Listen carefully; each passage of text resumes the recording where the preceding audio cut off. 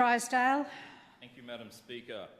Madam Speaker, my question is to the Minister for Housing, Local Government and Community Development.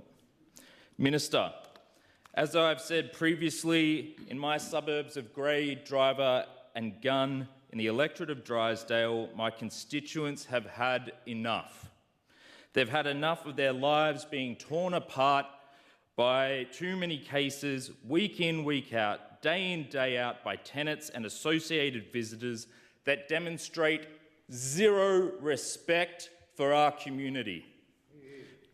Enough of seeing the housing and services paid for by the Territory taxpayer treated with contempt and trashed. Minister, can you please update the House on the work you are undertaking with your department to make the few that so drastically affect the lives of many accountable? Minister for Housing, Local Government and Community Development. Thank you, Madam Speaker, and I thank the member for Drysdale for his question. I know how important this is and I know it's close to your heart. The inaction of the Labor government over the last 8 years to address problematic tenancies within social housing has resulted in the mess that CLP are now required to untangle and clean up. Shame.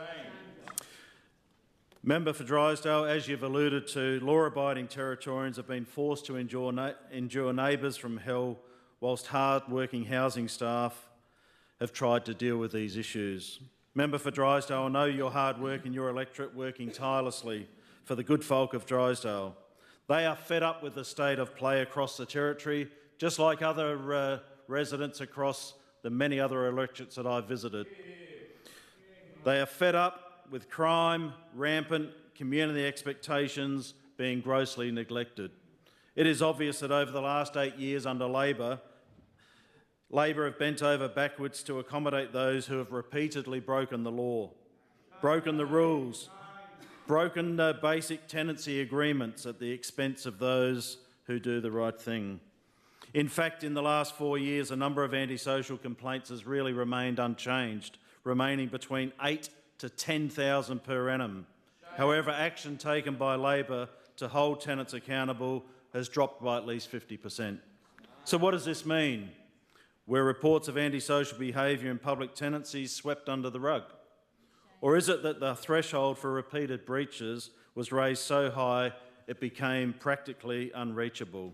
Member for Drysdale, you'll be pleased to note that our housing reform empowers our staff to refine processes for tenancy termination, ensuring that matters referred for tenancy termination or evictions, as they're well known, are prepared, supported by strong evidence and aligned with legislative requirements. We are backing in our hard-working housing staff.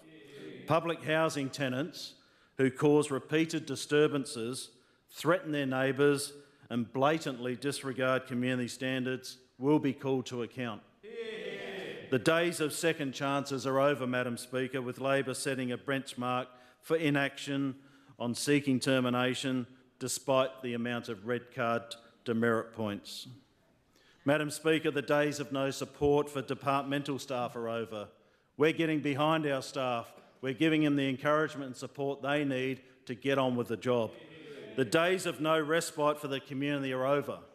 We are determined to work with Territorians to strengthen policy, to fast-track evictions and take a serious stance against antisocial behaviour in social housing. We are determined to challenge the status quo and change...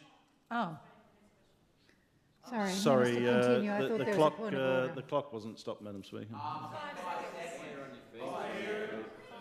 Do I get a chance to finish? Please sit down. I thought the member for Nightcliff had a point of order. My apologies, Minister. Please continue.